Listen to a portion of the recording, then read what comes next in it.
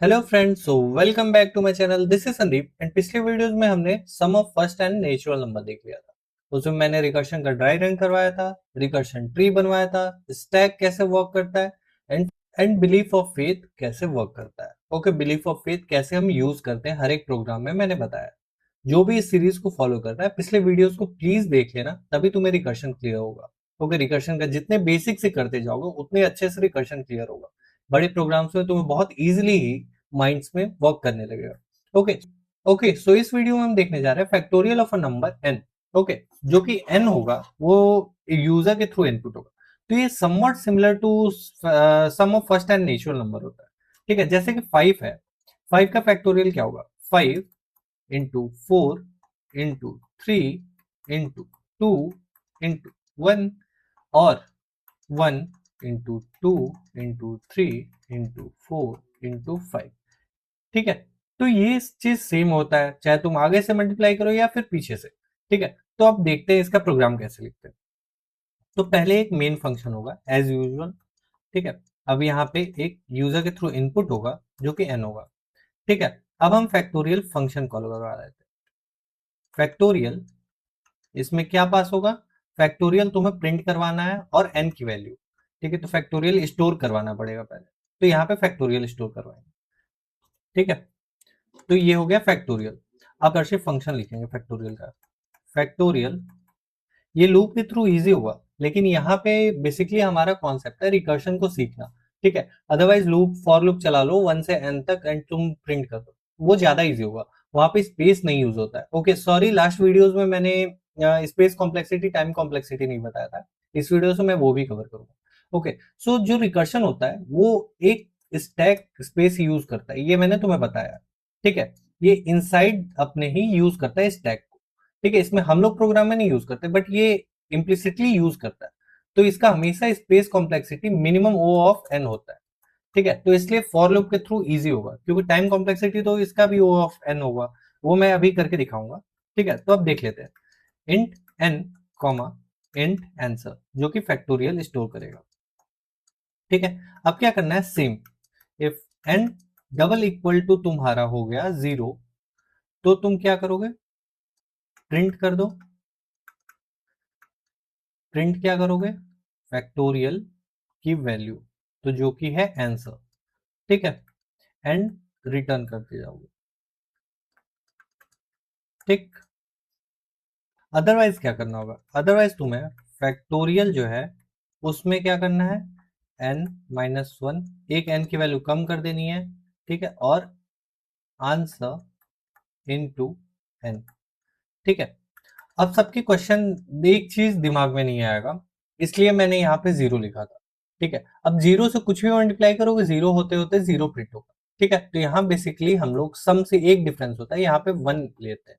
ठीक है, यहाँ पे 1 एज अ पैरामीटर पास करता है, ताकि कुछ भी मल्टीप्लाई करे तो उसका आंसर है। ठीक है, तो इसलिए मैंने यहाँ पे ये चीज 0 लेके दिखाया था ताकि कंपेयर कर सके। ओके, सो यहाँ पे फैक्टोरियल हो गया, तो यहाँ पे फैक्टोरियल n-1 और ये चीज मल्टीप्लाई कर दी सेम टू तुम्हारा फर्स्ट एन नेचुरल नंबर का सम है। ठीक है, तो अब हम एक वैल्यू लेके इसको करके देखते हैं। ठीक है, मान लो n की वैल्यू तुम्हारी 3 इनपुट आई यूजर के थ्रू। ठीक है, तो यहाँ पे हम फंक्शन लिखते हैं फैक्टोरियल। फैक्ट मैं लिखूंगा फैक्टोरियल 3 कॉमा आंसर क्या है 1, ये तुमने पास किया था। ठीक है, यहाँ पे तुम्हारा स्टैक होगा और यहाँ पे तुम्हारा आउटपुट होगा। ठीक है, तो फैक्टोरियल ये हो गया। अब 3 चेक किया, डबल इक्वल टू 0 है? नहीं है, तो तुम्हारा क्या करेगा? प्रिंट नहीं करेगा, रिटर्न नहीं करेगा, तो फैक्टोरियल फिर से फंक्शन कॉल हो जाएगा। तो फैक्टोरियल किसका कॉल होगा? Factorial 2 comma 1 into 3, 3। ठीक है, तो ये कॉल हो जाएगा। और यहाँ पे क्या होगा? अब ये जब फंक्शन कॉल होगा तो ये चला जाएगा दूसरे फंक्शन पे, तो इससे पहले ऊपर वाले का फ्रेम क्रिएट हो जाएगा। ठीक है, जो कि ट्रैक रखेगा कि कहाँ तक चला हुआ है। ठीक है, तो इसका लाइन नंबर 1 2 3 4 5 6 7। ठीक है, तो 6 लाइन तक चला हुआ है, लास्ट 6 लाइन पे अभी रुका है। ठीक है, तो 6 लाइन का आउटपुट तुम दे दो तब वो आगे चलेगा। ठीक है, तो यही इसका स्टैक का काम होता है। तो फैक्ट 2 कॉमा 3, ये फंक्शन चला, चेक किया 2 डबल इक्वल टू 0 है? नहीं है, तो फिर से फैक्ट कॉल होगा फैक्टोरियल फंक्शन, और फैक्टोरियल फंक्शन कॉल होके क्या होगा 1,6, 3 इंटू 2 6, ठीक है, और एक n-1 हो जाएगा। अब फिर से ये फैक्टोरियल फंक्शन कॉल करेगा खुद को, तो यहाँ पे क्या होगा, और इससे पहले एक फ्रेम क्रिएट हो जाएगा, फैक्ट 2,3 और 6 लाइन पे, ठीक है, 2,3 कॉल हो गया। अब तुम्हारा फंक्शन ये कॉल होगा फैक्ट 1,6। अब फैक्ट 1,6 1 डबल इक्वल टू 0 है, नहीं है, तो फिर से तुम्हारा फैक्ट कॉल हो जाएगा किसके लिए, किसके लिए 1-1 0 n-1 ये तुम्हारे प्रोग्राम में लिखा और n से इंटू n कर देना है, तो n की वैल्यू 1 है और 6 इंटू 1 6, ठीक है, तो 6 हो गया। अब क्या करना है, अब यहाँ पे चले जाओगे और यहाँ पे फिर से एक फैक्टोरियल फंक्शन होगा, फैक्ट 1 सॉरी 0,6, इससे पहले तुम्हारा इसका फ्रेम क्रिएट हो जाएगा, फैक्ट 1,6, ठीक है, और 6 लाइन तक लास्ट एग्जीक्यूट हुआ। अब चेक करेगा 0 डबल इक्वल टू 0 है, हाँ है, तो बहुत बढ़िया बढ़िया बात है। अब यहाँ पर प्रिंट हो जाएगा, प्रिंट होगा तो आंसर 6 आ जाएगा, ठीक है, SOP आंसर, आंसर क्या है 6 है, ठीक है। तो अब इसके बाद वाली लाइन चलेगी जो कि रिटर्न है, ठीक है, तो ये रिटर्न कर जाएगा। अब ये रिटर्न करके कहा जाएगा जो फंक्शन इसे कॉल किया था, ये चेक करेगा 1,6 था, हाँ है, और 6 लाइन तक लास्ट एग्जीक्यूट हुआ, तो 6 लाइन पे आएगा और ये देखिएगा यहाँ पे कुछ भी स्टोर नहीं है, कुछ भी नहीं है, तो इसका नेक्स्ट लाइन चलेगा। अब इसका नेक्स्ट लाइन फिर से चला जाएगा, यहाँ पे 2,3 से कॉल किया था, तो 2,3 देखेगा 6 लाइन, 6 लाइन के बाद ये लाइन एग्जीक्यूट होगी, इसमें कुछ भी ऐसा नहीं था, तो फिर से ये चला जाएगा यहाँ पे और ये सिमिलरली ये क्लोज हो जाएगा, ठीक है।